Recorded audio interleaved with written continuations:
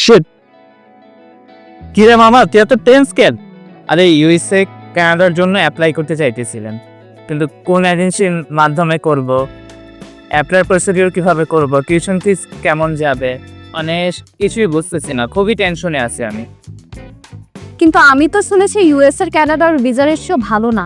আরে মামা, আমার কথা শোন, ভালো এজেন্সি থাকলে প্লাস প্রোফাইল যদি ভালো থাকে সেক্ষেত্রে দুই দেশেরই ভিসা হচ্ছে। পিনাকেল কনসালটেন্সি গ্রুপ 19 জানুয়ারি ইউএসএ এবং কানাডা অনেক বড় একটা ফেস্ট করতে যাচ্ছে। আমি অলরেডি ওখানে পার্টিসিপেট করতেছি, রেজিস্ট্রেশন করে ফেলেছি।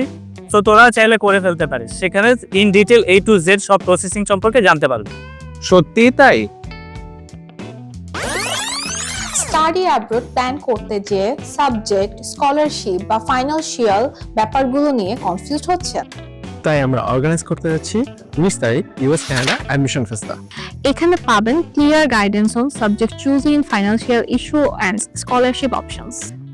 প্লাস এমপাওয়ার ফাইন্যান্সিং এর লোন নিয়ে ডিসকাশন তো থাকছেই।